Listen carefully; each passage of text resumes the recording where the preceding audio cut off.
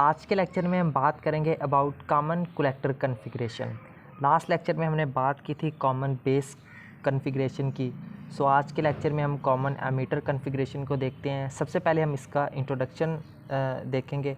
So introduction में देखें क्या है, the configuration of a transistor circuit, यानी कि किसी भी ट्रांजिस्टर सिस्टर की ऐसी कॉन्फ़िगरेशन जिसमें क्या होता है, in which emitter is grounded or made common in input loop and output loop of a circuit, यानी कि किसी भी सर्किट में अगर हम उसकी इनपुट लूप और आउटपुट लोड के दरमियान जो एमीटर है उसको कॉमन बना लेते हैं, तो उसकी कॉमन बना लेते हैं या उसको ग्राउंडेड कर देते हैं, तो इस तरह के सर्किट को हम क्या कहेंगे, configuration of a transistor circuit, या फिर कहेंगे कॉमन एमीटर कॉन्फ़िगरेशन। ठीक है, तो उसके बाद अगर इसके हम डायग्राम की बात करें तो ठीक है, तो यहाँ पे आ जाए the common emitter configuration of a transistor circuit is shown in diagram. ठीक है, ये उसकी डायग्राम है जहाँ पे ये जो है ना इसकी कॉन्फ़िगरेशन को शो आउट किया गया। ठीक है, आगे क्या है, this configuration has to loops, इसकी भी दो लूप्स होती हैं, called input loop and output loop. ठीक है, तो the input loop is forward बाइस and output loop is reverse bias. जो इनपुट है, इनपुट लूप वो फॉरवर्ड बाइस होती है, जबकि जो आउटपुट लूप है वो रिवर्स बाइस्ड होती है। ठीक है, the input is applied at base and output is taken at collector. जो इनपुट है उसको बेस के ऊपर अप्लाई किया जाता है और आउटपुट जो है वो उसको कलेक्टर के ऊपर लिया जाता है। ठीक है,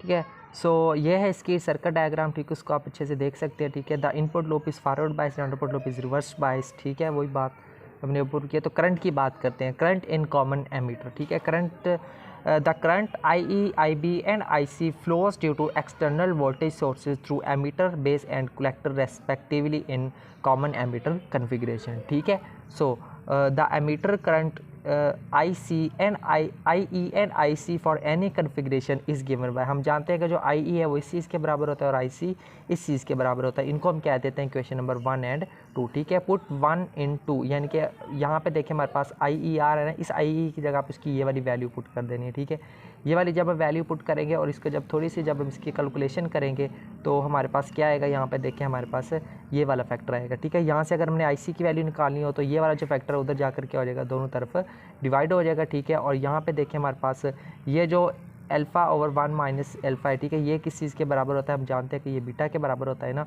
सो इसलिए यहाँ पर हमारे पास क्या आएगा, ये बीटा के इक्वल आएगा। ठीक है, सो ad unit on both sides का पर अगर हम जो है वो यूनिटी को अगर हम ऐड करते हैं तो 1 प्लस बीटा इधर भी आ जाएगा। ठीक है, दोनों तरफ हमने 1 को ऐड कर लिया। ठीक है, इसको जब हम एलसीएम लेकर सॉल्व करेंगे तो हमारे पास क्या आएगा, 1 ओवर 1 माइनस ए आ जाएगा। ठीक है, so the equation number 3 becomes, तो इक्वेशन नंबर 3 हमारे पास क्या बन जाएगी, ठीक है, वो हमारे पास कुछ ये वाली फॉर्म ले लेगी। ठीक है, इसको हम क्या देते हैं, इक्वेशन नंबर 4।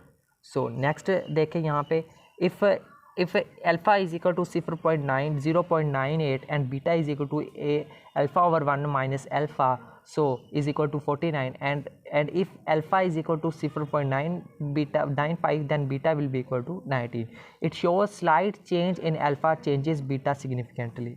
Hence मतलब कि अगर भी अल्फ़ा के अंदर अगर हल्की सी भी चेंज होती है तो बीटा क्या होता है, कम्प्लीटली चेंज हो जाता है। ठीक है, सो आगे देखिए, hence beta is very sensitive in variation of alpha, put 1 plus beta ICBO is equal to ICE for common emitter configuration, hence equation number 4। यानी कि अब हमने इक्वेशन नंबर 4 में क्या पुट करना है, इस फैक्टर की जगह पे हमने ये चीज़ पुट करनी है, तो इक्वेशन नंबर 4 हमारे पास क्या बनेगी, ये वाली फॉर्म बन जाएगी। Since beta IB is very greater than ICEO, so neglect. ठीक है, तो अब इस तरह से जो है वो ICEO को निगलेक्ट कर देते हैं, तो इस फॉर्म में हमारे पास IC किस चीज़ के बराबर आ जाएगा, IC will be equal to beta IB के बराबर आ जाएगा। ठीक है, so this is relation between input current IB and output current IC and beta is called current amplification factor. और यहाँ पे जो बीटा इसको हम क्या कहते हैं, करंट एम्पलीफिकेशन फैक्टर कहते हैं इन common ammeter configuration. The value of beta ranges from 50 to 400. Generally, transistor works as voltage amplifier due to transfer of resistance, but the common emitter configuration work as a current amplifier. ठीक है, सो मैं next देखें, the collector current in CB is, देखिए CB के अंदर जो collector current है वो किसके बराबर होता है, इस चीज़ के बराबर होता है, इसको हम क्या देते हैं, question number 5। So the collector current in CE, तो CE के किसके बराबर हो जाएगा, इस चीज़ के हमारे पास इक्वल आ जाएगा। ठीक है, इसको हम नाम देते हैं क्वेश्चन नंबर 6 का। So the equation number 5 and 6 shows leakage current has no more contribution in CE because 1 + beta into ICBO is larger than ICBO। ठीक है स्टूडेंट, तो आगे अगर हम वोल्टेज की बात करें, यहाँ पे voltage voltage in common emitter. ठीक है, तो वो क्या है, the external voltage source at base is donated by VBB। Base के ऊपर जो एक्सटर्नल वोल्टेज सोर्स है उसको VBB से डोनेट करते हैं, while external voltage source connected at collector is donated by VCC। So the voltage between base and meter is donated by E। तो voltage base और एमीटर के दरमियान जो वोल्टेज उसको हम VBE से डोनेट करेंगे, while voltage between collector and emitter is donated by VCE। Similarly the voltage between collector and base is donated by VCB। ठीक है, ये डोनेशंस इनके आपको याद हो कि कौन से वाले वोल्टेज को किस चीज़ से, मतलब कि किस अल्फ़ाबेट से डोनेट किया जाता है। इनपुट लूप की बात करते हैं। The input loop of common emitter configuration contains emitter diode RB and voltage source VBB। The input loop is made forward bias with the VBB। ठीक है, so applying Kirchhoff's voltage rule to the input loop. तो voltage rule, Kirchhoff's voltage rule के मुताबिक VBB बराबर किसके होगा, IB RB plus VBE के equal होगा। यहाँ पे देखिए the value of base current is, base current की वैल्यू हमारे पास क्या होती है, होगी यहाँ पे ये वाली होती है। ठीक है, so the base current is controlled with RB because VBB and VBE are constants.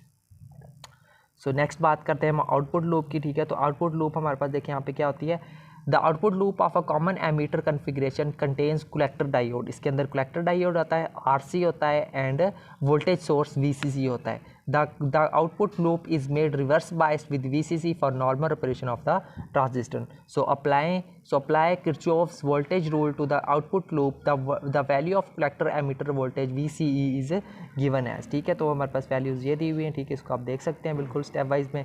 सो आगे हम देखते हैं, यहाँ पे देखिए हमारे पास क्या है, बाइसिंग है। ठीक है, बाइसिंग है, biasing with single voltage source. ठीक है, इसको देख लें, इसको आप लोग अच्छे तरीके के साथ रीड कर सकते हैं। ठीक है, बिल्कुल सिंपल लैंग्वेज में ये लिखा हुआ है। ठीक है, तो इसको उम्मीद करता हूँ कि आप इसको रीड करेंगे तो आपको ये बिल्कुल 100% क्लियर हो जाएगा। ठीक है, तो ये था हमारा आज का लेक्चर जिसके अंदर हमने बात की है कॉमन एमीटर कॉन्फ़िगरेशन की। ठीक है, तो उम्मीद करता हूँ इसकी समझ आई होगी आप लोगों को। सो उससे रिलेटेड जो मेन चीज़ है वो है नोट्स प्रोवाइड करना, वो हमने आप लोगों को प्रोवाइड कर दिए हैं। ठीक है, सो नेक्स्ट लेक्चर में हम बात करेंगे अबाउट कॉमन कलेक्टर कॉन्फ़िगरेशन। सो तब तक के लिए टेक केयर एंड अल्लाह हाफिज़।